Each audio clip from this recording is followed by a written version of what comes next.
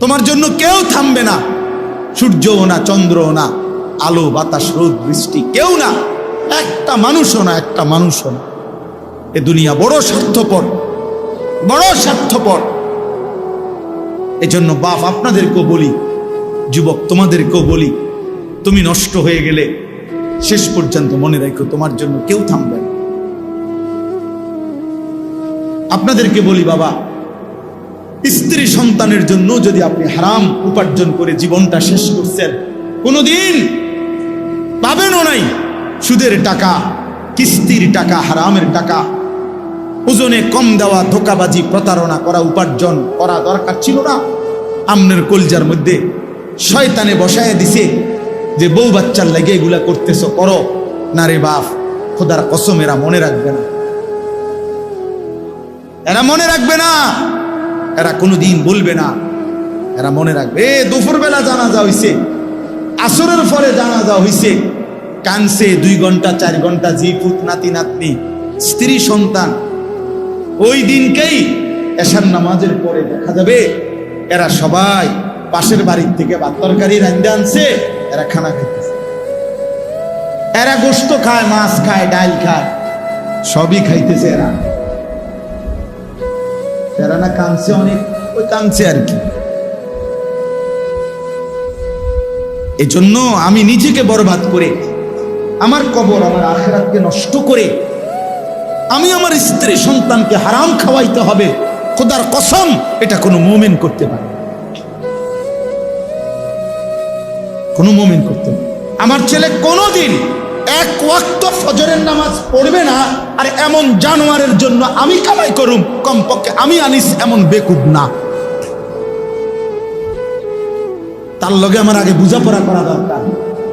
তুই মুসলমানের বাচ্চা কিনা আগে এটা বল, তুই ইমানদারের সন্তান কিনা বল বেটা।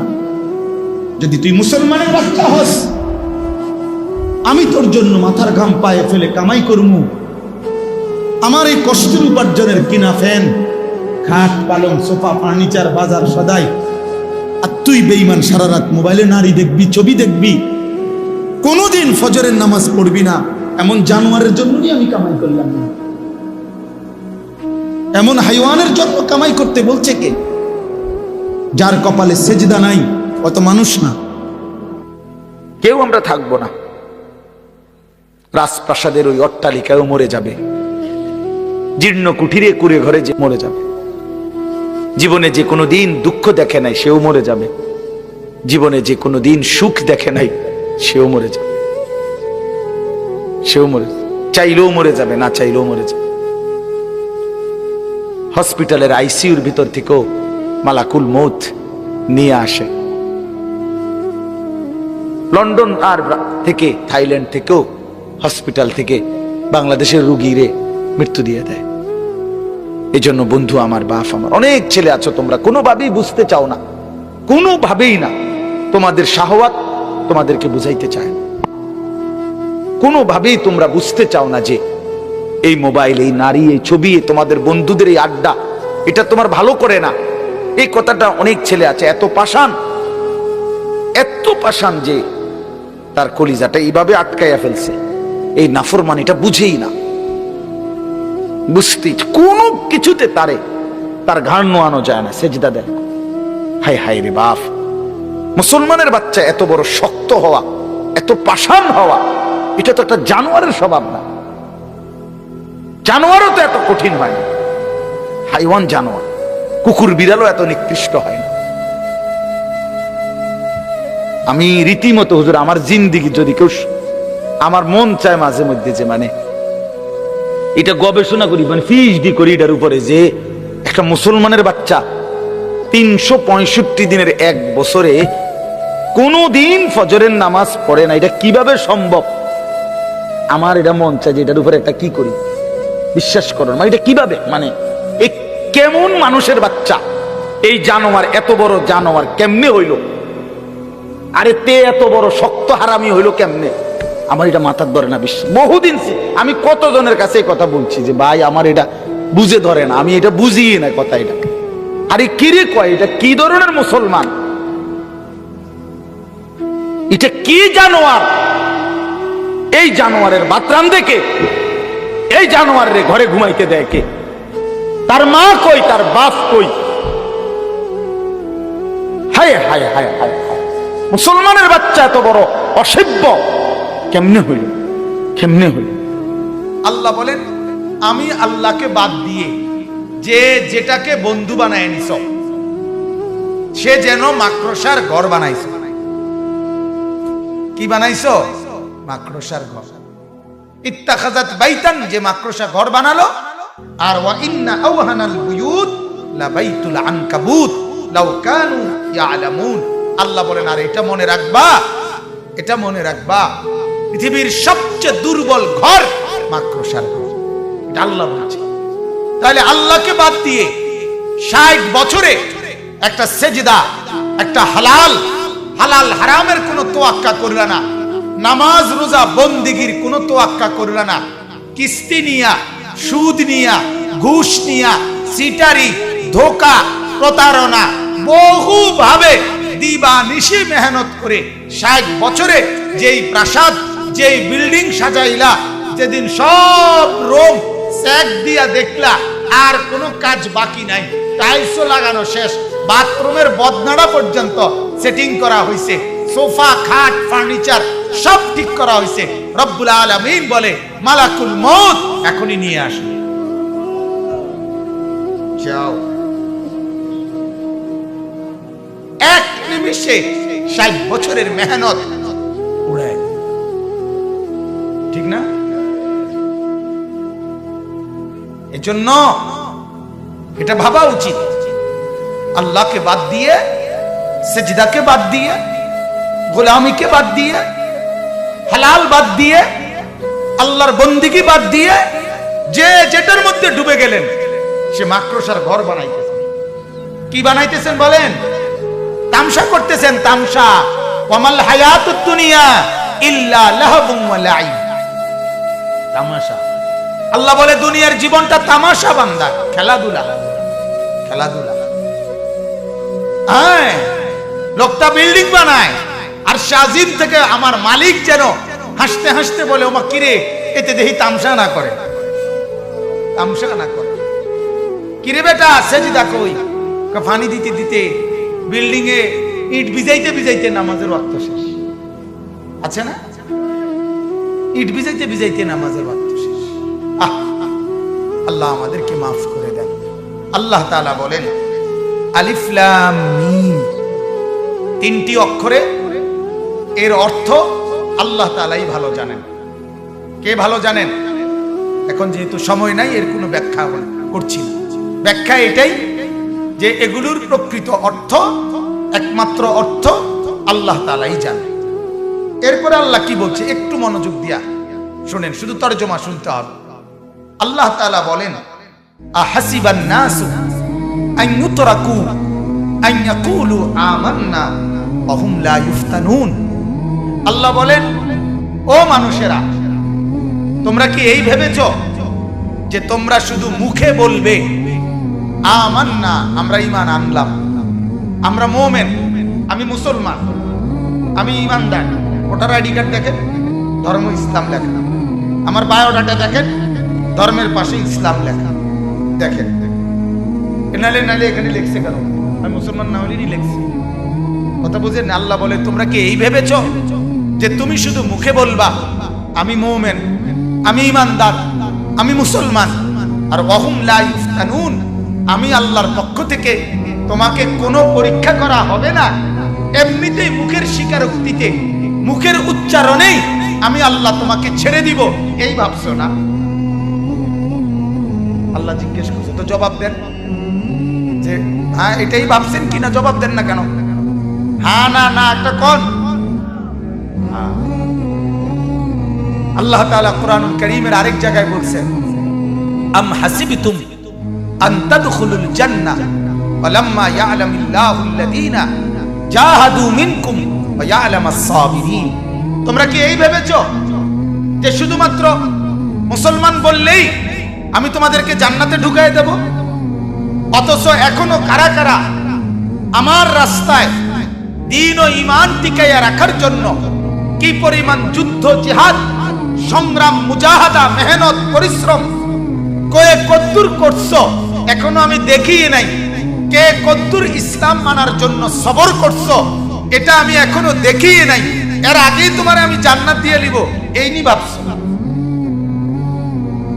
আরেক আয়াতে আল্লাহ তাআলা বলেন, আম হাসিবতুম আন তাদখুলুল জান্নাহ ওয়ালাম্মা ইয়াতিকুম মাসালুল লাযীনা খালাউ মিন ক্বাবলিকুম মাসাতহুমুল বাসাউ ওয়াদ-দাররাউ ওয়াযুলজিলু হাত্তা ইয়াকুলার রাসূলু ওয়াল্লাযীনা আমানু মাআহু মাতা নাসরুল্লাহ। আল্লাহ বলেন, আরে কি ভাবলা তুমি? পান খাইতে খাইতে ব্যস্ত যাবে গা, বন খাইতে খাইতে, চা দোয়ানে গপ মারতে মারতে, টেলিভিশন দেখতে দেখতে, এমনি মুসলমান বললেই এমনি এমনি ব্যস্ত যাইবা গা, গরু জবাই কইরাই। অথচ আমি আল্লাহ তাআলা তোমাদের পূর্বে যত লোক আদম থেকে ঈসা পর্যন্ত ঈমানের দাবি করেছিল তাদের প্রত্যেককে আমি আল্লাহ তাআলা অগণিত কষ্ট, অগণিত পেরেশানি, অগণিত জুলুম এবং নির্যাতনের শিকার তারা হয়েছিল। হাজারো জুলুম, নির্যাতন, কষ্ট, পরিশ্রম এগুলো তাদেরকে উপভোগ করতে, উপলব্ধি করতে, হজম করতে হয়েছে।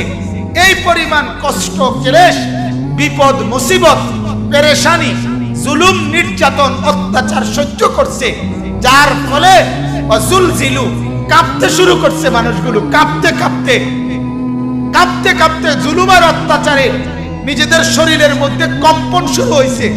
আর শেষ পর্যন্ত কি পরিমাণ নির্যাতন হইলে আল্লাহ বলে রসুল ওই জামানার নবী এবং নবীর সাথে ঈমানদার বান্দারা আল্লাহর কাছে হাত তুলে বলছে, আল্লাহ আর কতক্ষণ সহ্য করলে আপনার সাহায্য আসবে?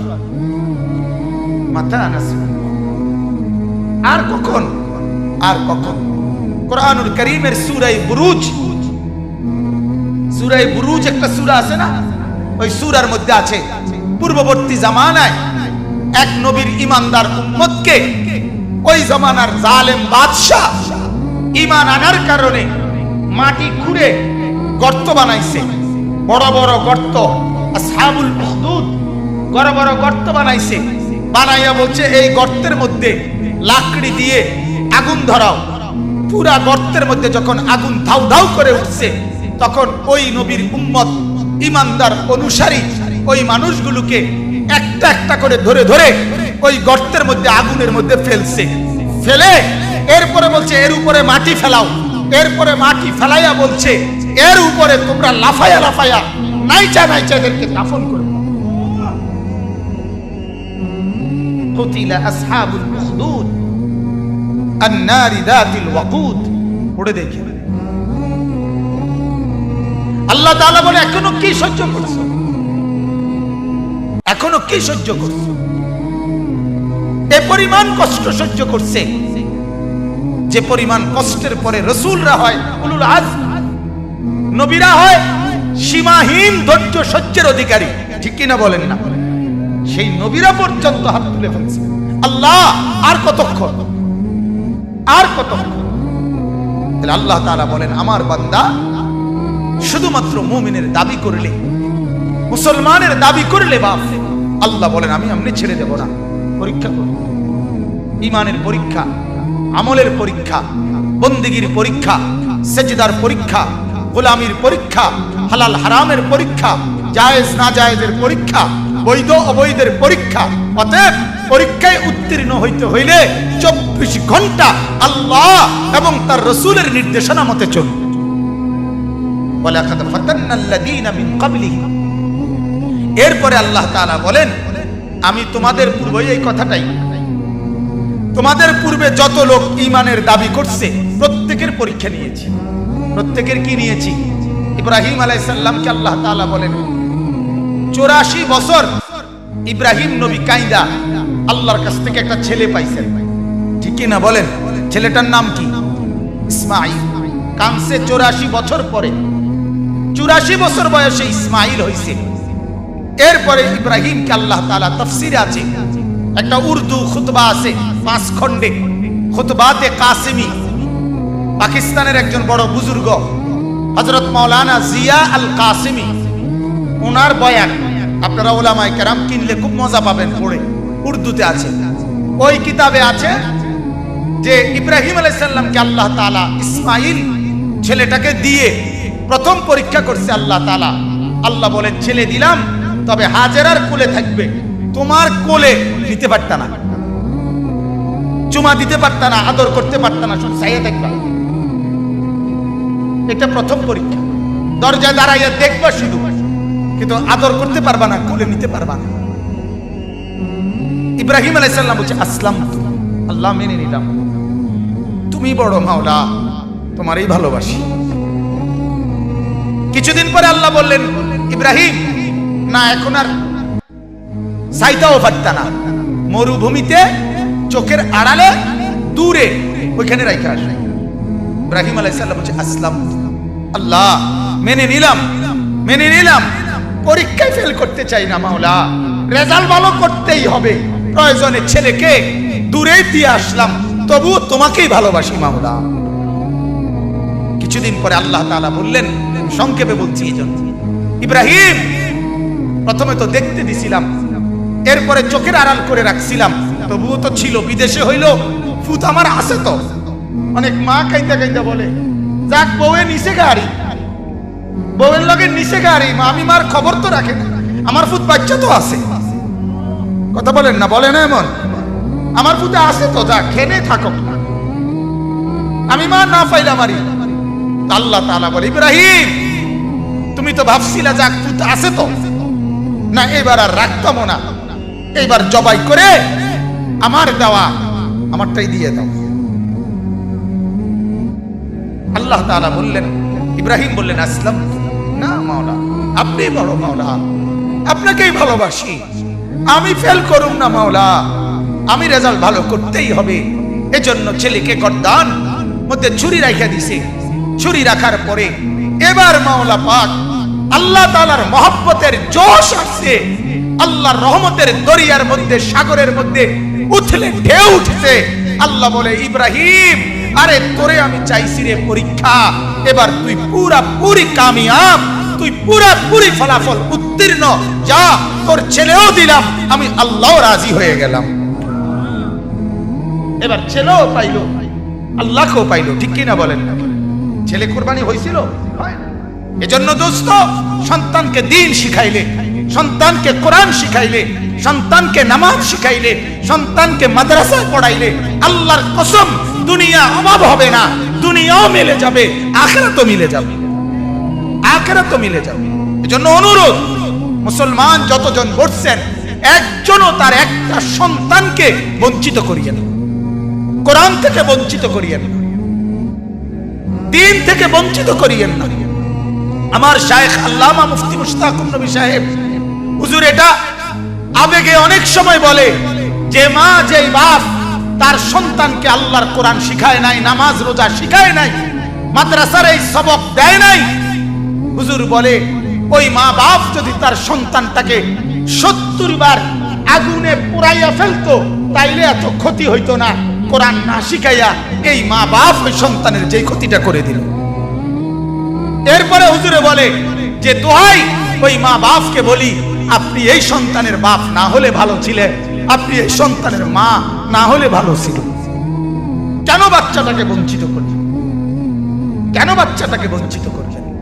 এজন্য একজনও ইনশাআল্লাহ আমরা আমাদের সন্তানকে দ্বীন শেখাবোই শেখাবো ইনশাআল্লাহ। বলেন ইনশাআল্লাহ। আগামীর পৃথিবী, আগামীর সামনে দাজ্জাল বাজান, আগামীর সামনে দাজ্জাল, দাজ্জাল দেখা যায়, দাজ্জাল দেখা যায়, কিয়ামত দেখা যায়। ইকতারাবা লিন-নাসি হিসাবুহুম, আল্লাহ বলে হিসাবের সময় কাছায় গেছে বান্দা। ইকতারাবাতিস সাআ, আল্লাহ বলে কিয়ামত ঘনায় গেছে বান্দা।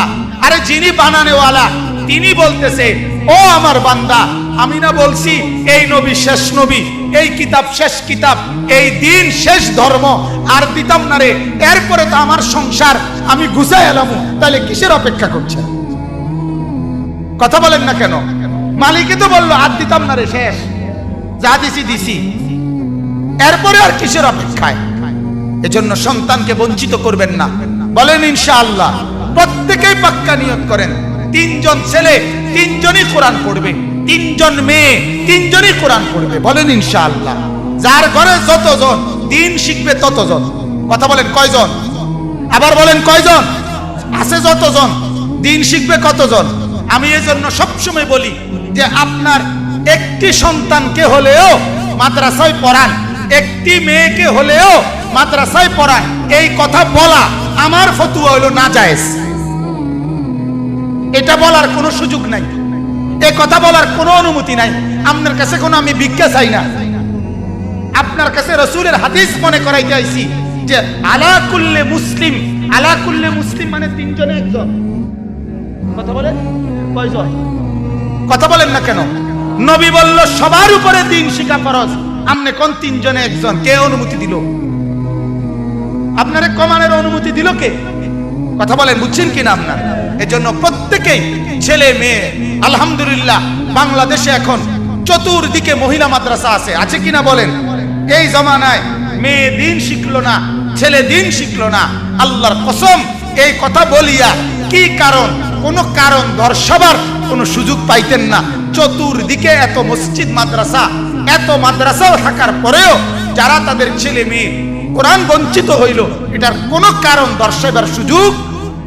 এজন্য কোরআনে আছে নাফরমান যখন জাহান্নামী আল্লাহকে বলবে ক্বালু রব্বানা গালাবাত আলাইনা শিকওয়াতুনা, আল্লাহ আমার কপাল মন্দ, এই কারণে আমি দিন মানতে পারছি না। ওয়া কুন্না কওমান দাল্লিন, আল্লাহ আমি গোমরা ছিলাম, এই কারণে মানতে পারছি না। আল্লাহ বলেন ক্বালা খসাউ ফিহা, না না বেঈমান, জাহান্নামের আগুনে মুখ থুবড়ে জাহান্নামের আযাব ভোগ কর। ওয়ালা তুকাল্লিমুন, আর কোনো কথা বলবি না, একটা শব্দ। জাহান্নামে পড়ার পরেও মানে জাহান্নামের আযাব নিক্ষিপ্ত হওয়ার পরেও কিছুক্ষণ কথা বলবে। এর শেষ যখন এই কথাটা বলবে রব্বানা আখরিজনা, আল্লাহ আমারে এই জাহান্নাম থেকে উদ্ধার করেন, ফা ইন উদনা ফা ইন্না যালিমুন, যদি আরাওয়ার করি তাইলে আমি বড় পাপী। আল্লাহ বলেন না, তুই ডুবে মর, তুই এখানে জাহান্নামের আযাব ভোগ কর। ওয়ালা তুকাল্লিমুন, আর কথা বলবি না, আর একটা শব্দ বলবি না। আল্লাহর কসম আমি নিজে তাফসীরে মারিফুল কোরআনের মধ্যে পড়ছি, আল্লাহ যখন বলবে এই জাহান্নামী আর কোনো কথা বলতে পারবি না, সাথে সাথে জাহান্নামের আযাবে জাহান্নামীর গলার আওয়াজ, কথার শব্দ বন্ধ হয়ে যাবে। এরপরে আর কোনো শব্দ জাহান্নামী উচ্চারণ করতে পারবে না। আরো জঘন্য কথা আছে, তাফসীরে মারিফুল কোরআন লিখছে এরপরে জাহান্নামী কুত্তার মতো ঘেউ ঘেউ করে, কুকুরের মতো শুধু ঘেউ, ওইটা আছে। বিশ্বাস করে জাহান্নামী আর কোনো কথাই বলতে পারে না। ওয়ালা তুকাল্লিমুন, আল্লাহ বলবে আর কোনো কথা নাই, কোনো কথা নাই, চুপ। আল্লাহ আমারে মাফ করে দেন। আল্লাহ তাআলা শেষ, আল্লাহ তাআলা বলেন আমি পরীক্ষা করে দেখব, ফালিয়ালামান্নাল্লাহুল্লাযীনা সাদাকু ওয়ালিয়ালামান্নাল কাযিবিন। আল্লাহ বলেন আমি পরীক্ষা করে ঈমানদার বাছাই করব, সত্যবাদী আর মিথ্যাবাদী। ঈমানের দাবি করো, মুখে বিড়ি, মিথ্যাবাদী। ঈমানের দাবি করো, ফজরের নামাজের সেজদা দাও না, মিথ্যক তুই বেটা। ঈমানের দাবি করো, সুদ খাও, মিথ্যক তুই বেটা। কি বলে? মিথ্যক না। আল্লাহ বলেন আমি ঈমানের দাবিতে পরীক্ষা করে এরপরে সত্যবাদী আর মিথ্যাবাদী বাছাই করব। সর্বশেষ আল্লাহ বলেন আম হাসিবাল্লাযীনা ইয়ামালুনাস সাইয়্যাতি আন নাসবিকুনা। আল্লাহ তাআলা বলছে ও তোমরা যারা গুনাহ করছো, নাফরমানি করছো, পাপ করছো, মোবাইলে ছবি দেখছো, উলঙ্গ নাচ দেখছো, একটা সেজদার খবর নাই, একটা নামাজের খবর নাই, দোকানে বসে বসে চা দোকানদারের নামাজ পড়ার টাইম নাই, মুদি দোকানদারের নামাজ পড়ার টাইম নাই, দেড়বুড়ে সিএনজি অটো ড্রাইভার তারও সেজদা করার টাইম নাই, বুট বেচে তারও নামাজ পড়ার টাইম নাই, বাদাম বেচে তারও নামাজ পড়ার টাইম নাই। আল্লাহ তাআলা বলেন ওই নাফরমান তুই কি ভাবছো? আইনাসবিকুনা, তুই আমার চাইতে আগায় গেছো না? আমি তোরে দেখতাম না, না আমি তোরে কিছু করতে দিতাম না, এটা ভাবছো না? আইনাসবিকুনা, তুমি ভাবছো তুমি আমারে ডিঙ্গাইয়ে গেছো না, আমার রেঞ্জের বাইরে চলে গেছো না? আমার আয়ত্তের বাইরে চলে গেছো। না না, আমার আয়ত্তের বাইরে যাও নাই। সা আমা ইয়াহকুমুন, তুমি যে মনে মনে ফয়সালা করছো, আল্লাহ দেখে না, আল্লাহ ধরে না, আল্লাহ তাআলা মাতে না। আল্লাহ বলেন না, এটা ভুল, এটা ভুল। তুমি অচিরেই কবরে আসলে দেখবা আমার আযাব কত ভয়ঙ্কর। ওয়ালামু আন্নাল্লাহা শাদীদুল ইকাব, মনে রাখবা আমার আযাব বড় ভয়ঙ্কর। বলেন নাউযুবিল্লাহ। সর্বশেষ আয়াত 5 নম্বর আয়াত, আল্লাহ তাআলা খুশখবর দিছে নেককারদেরকেও। তোমরা যারা নেককার, সেজদা করে করে, জিকির করে করে, সকাল সন্ধ্যায় রাত গভীরে, তাহাজ্জুদে আওয়াবিনে, তাসবিহে জিকিরে আমি মাওলাকে ডাকতে ডাকতে এই আশায় বন্দিগি করছো যে আমার সাক্ষাৎ পাইবা। মান কানা ইয়ারজু লিকা আল্লাহ, আমার মোলাকাত, আমার দিদারের আশা করে করে যারা বন্দিগি করছো, আল্লাহ বলেন ফা ইন্না আজালাল্লাহি লাআতিন, আমি আল্লাহ মালাকুল মউত নামে একজন ফেরেশতা মৃত্যু করে দেওয়ার জন্য তোমার কাছে পৌঁছাবো। সে তোমারে মৃত্যু নামক একটা নেয়ামত উপভোগ করাইয়া আমার কাছে নিয়ে আসবে। ফা ইন্না আজালাল্লাহি লাআতিন, আমার আল্লাহর পক্ষ থেকে তোমার মৃত্যু মালাকুল মউত আসবে, লাআতিন আসবে তোমার কাছে, এসে মৃত্যুর শরাব, মৃত্যুর এক পেয়ালা, মৃত্যুর একটুকু শরাব, মৃত্যুর একটু চুমুক তোমারে ভোগ করাইয়া আমার কাছে নিয়ে আসবে। ওয়াহুয়াস সামিউল আলিম, আল্লাহ তাআলা বলেন যে আমি আল্লাহ সবকিছু শুনছি, সবকিছু জানি। ঠিক কি না বলেন? অতএব তুমি অপেক্ষা করো, আমি শুনতেছি, আমি জানি। তুমি ডাকতে থাকো, সেজদা দিতে থাকো, গোলামি করতে থাকো, হালাল খাইতে থাকো, সুখে থাকো আর দুঃখে থাকো, আমি মাওলাকে ডাকতে থাকো। এই কয়দিন পরে আজরাইল পাঠাবো, তোমারে আমার কাছে নিয়ে আসবে। এজন্য হাদিসে আছে, আল্লাহর নবী সাল্লাল্লাহু আলাইহি সাল্লাম, এটাই আমার শেষ কথা, আল্লাহর নবী সাল্লাল্লাহু আলাইহি সাল্লাম হাদিসে আছে, নেককারের সামনে নবীজি বলে মালাকুল মউত আজরাইল আয়েশা অত্যন্ত সুন্দর আকৃতিতে দাঁড়ায়, খুব চমৎকার সুদর্শন আকৃতিতে দাঁড়িয়ে মালাকুল মউত আল্লাহর প্রিয় বান্দা নেককার বান্দাকে বলে যে থাকবেন আর কিছুদিন, কেন দুনিয়ায় থাকবেন? আল্লাহর নেক বান্দা তখন চোখের পানি ফেলে বলে, কি কইলা মালাকুল মউত, থাকবো কেন রে?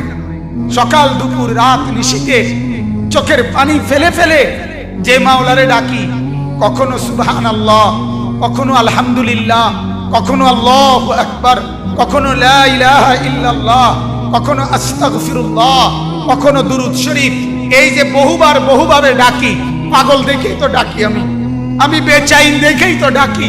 এজন্য সকালেও ডাকি, দুপুরেও ডাকি, বিকালেও ডাকি, সন্ধ্যায়ও ডাকি, রাতেও ডাকি, তাহাজ্জুদেও ডাকি, সারা দিন যে মাওলাকে ডাকি তার কাছে যাওয়ার জন্যই তো ডাকি। তুমি আইও না, দেখে না যাইতারি না, তোমার লাগে না বইয়া রইছি, তুমি আসো নাই দেখে না যাইতে পারি না বেটা। তুমি আইসা আবার আমার না নিয়ে যাবা কেন? আমি এখনই যাব।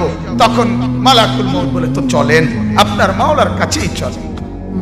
এই জন্য ছেলেরা ভাবতে শিখো। এক একজনের চুলের পেখম দেখলে মনে হয় যেন হ্যাঁ তার কোনো আল্লাহ খোদা নাই, স্বয়ং সম্পূর্ণ। এক একজনের চলাফেরার ঢংঢুং দেখলে মনে হয় তারে ধরুন না কেউ নেই।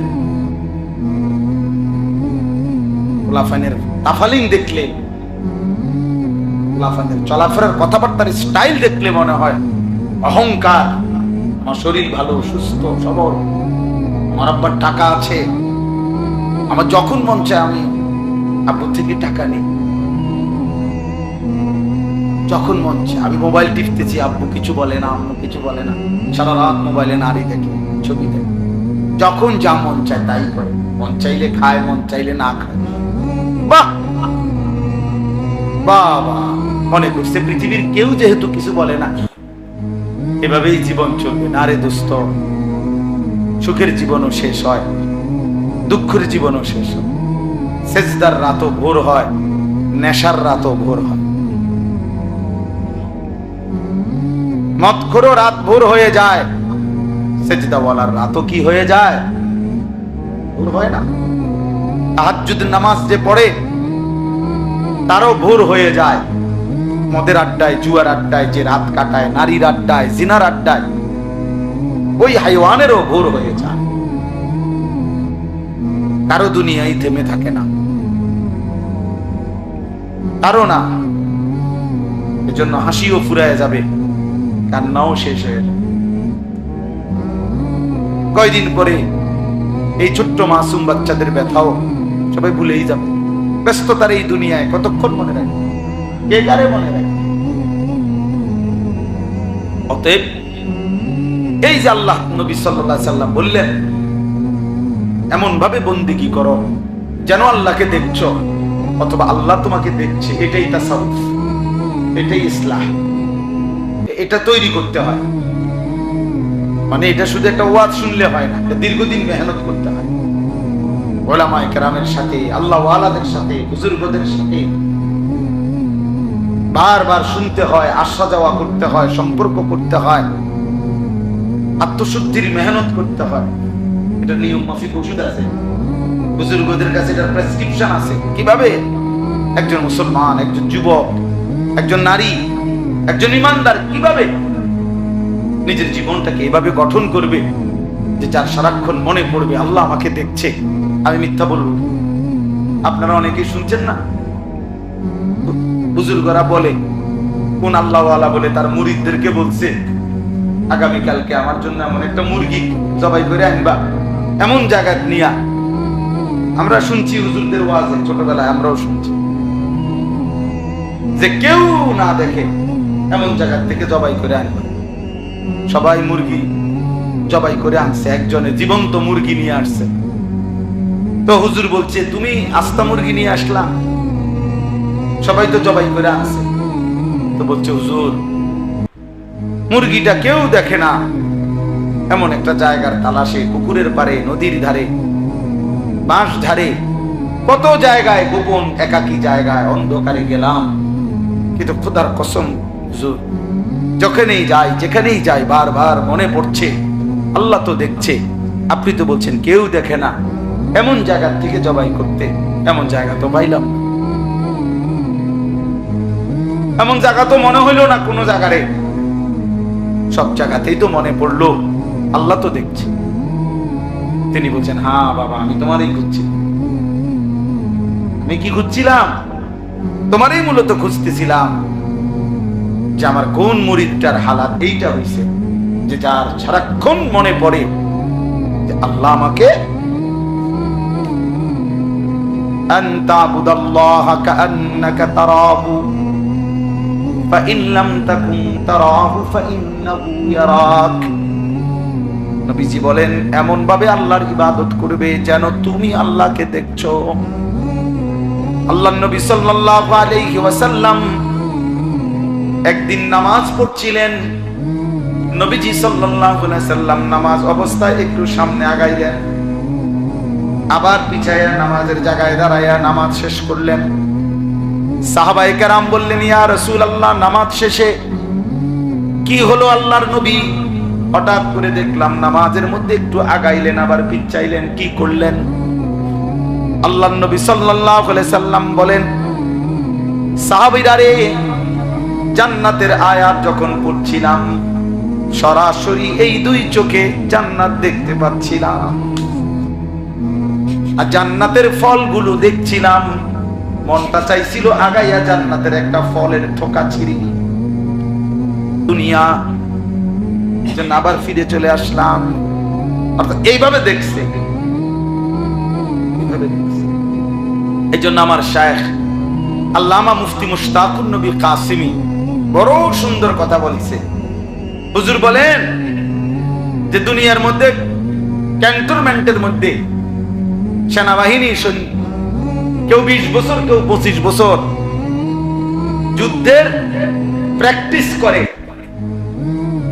করে প্রতিদিন, এই আশায় যে যেদিন চূড়ান্ত বাস্তবিক যুদ্ধ হবে সেদিন প্র্যাকটিক্যাল দেখবে, প্র্যাকটিক্যাল যুদ্ধ করবে। তো প্র্যাকটিক্যাল যুদ্ধের জন্য প্র্যাকটিস করতে থাকে অনবরত। বুঝেন নাই কথা? তো আল্লাহ তাআলাও যেন বলছে, নবীও যেন বলছে উম্মত, এই দুনিয়ার হায়াতটা আল্লাহকে দেখার প্র্যাকটিস করতে থাকো, প্র্যাকটিস করতে থাকো। মনে হয় যেন দেখছো, মনে হয় যেন দেখছো। একদিন এভাবে যদি করতে পারো, হাসরের ময়দানে রব্বুল আলামিন প্র্যাকটিক্যাল আল্লাহ পাক তোমার দিদার তার তোমারে দেখায় দিবে। বলবে বান্দা দেখো, এবার প্র্যাকটিস করছো বহুদিন, আজ সরাসরি দেখো। আজ তুমি আমাকে দেখো, আমি তোমাকে দেখি।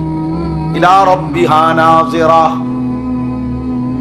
আল্লাহ তাআলা বলছে বান্দা জান্নাতে সরাসরি আমি রব্বুল আলামিনকে দেখবে।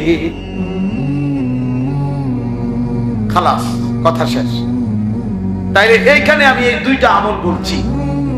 একটা আমল হলো রাত্রি জেগে তাহাজ্জুদ পড়া, বিশুদ্ধ কোরআনুল কারীম তেলাওয়াত করতে থাকা। এই দুই আমলের বরকতে তাফসীরে লিখছে, বুজুর্গানে দ্বীন বলছে, এই দুইটি আমল যার মধ্যে থাকবে, একটা হলো যে রাত্রিবেলা গভীর রজনীতে কিছু নফল ইবাদত নামাজ বন্দিগি করার চেষ্টা করে, আর যে ব্যক্তি লম্বা কোরআনুল কারীম বিশুদ্ধ তেলাওয়াত করার ফিকির করে, কোরআন তেলাওয়াত করতে থাকে, আশা করা যায় এই দুইটি আমলের বরকতে আল্লাহ তাআলা তার অন্তরের মন্দ চরিত্রগুলো দূর করে দিবে। আশাদ্দু ওয়াতআন, এগুলা নফসকে দমন করবে, অন্তরের মন্দ অভ্যাসকে দূর করবে।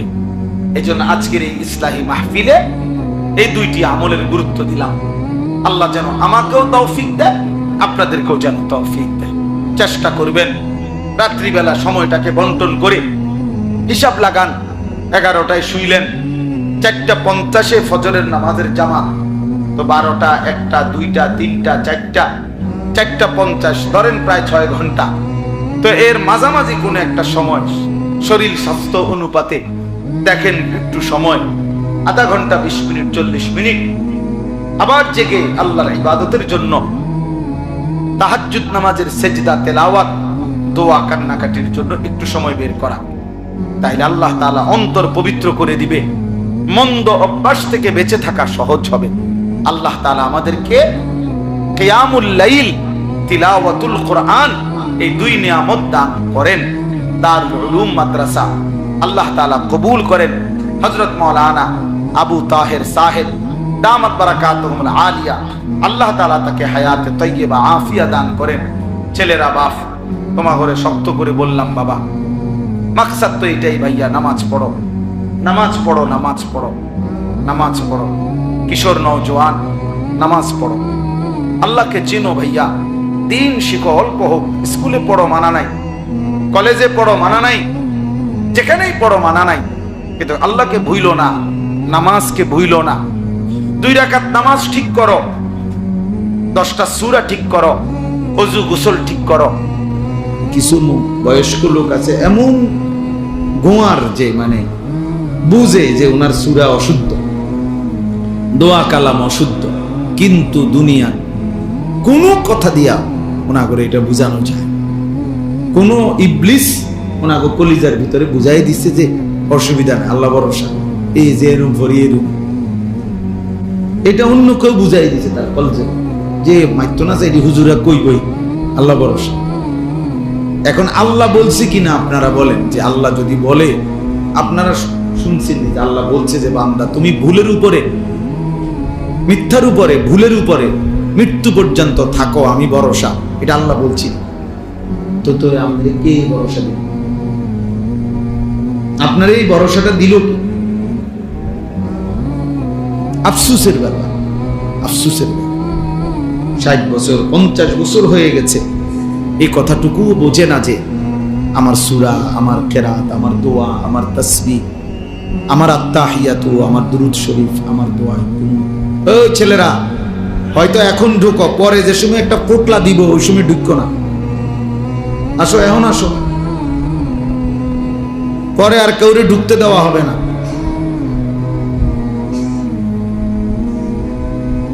হ্যাঁ, কিছু খবর নেয়, মনে করেন কিছু আছে খবর নেয়, কিছু দিবনি। এবার যদি রাত 2টাও বাজে ঘুরবো, বুঝলেন? যদি রাত 2টাও বাজে, সারা রাতও লাগে, তারপরও ঘুরবো। আফসুস। মানে জীবন মানেই শুধু এই দুটো বিরিয়ানি, এক প্লেট খিচুড়ি, 2টা জিলাপি, এই জিন্দেগি। আবার আগের মতো তামাশা, আগের মতো বেনামাজি জিন্দিগি, আগের মতো অসভ্যতা। আসলো কেন পৃথিবীতে, মরবেই বা কেন, করবেই কি, কিচ্ছু জানে না, কিচ্ছু জানে না। আফসোস হয়েছে ওই জীবনের উপরে, আফসোস যে জীবন জানে না আমি আসছি কোত্থেকে, আমার করণীয় কি, কেন আসলাম, কি করছি।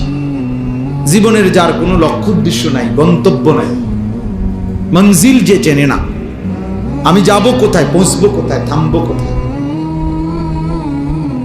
এইটা যার মধ্যে জানা নাই, ওই বাস্তবিক অর্থেই মনে রাখেন ওই কোনো মানুষ না, ওই জন্তু জানোয়ার। কোরআন বলছে ওকে জানোয়ারই বলছে। জানোয়ারেরই কোনো নির্দিষ্ট টার্গেট নাই, তার দরকারও নাই। টার্গেট দিয়ে করবো কি? কোনো গরু, ছাগল, কুকুর, বিড়ালের টার্গেট দিয়ে করবে কি? তার তো কোনো হালালও নাই, হারামও নাই, জায়েজ না জায়েজ কিছু নেই, তার জন্য কোনো বিধান নাই, দিন নাই, শরীয়ত নেই। কিন্তু ইনসানের জন্য বিধান আছে, হালাল হারাম আছে, জায়েজ না জায়েজ আছে, করণীয় বর্জনীয় আছে, কারণ তার জন্য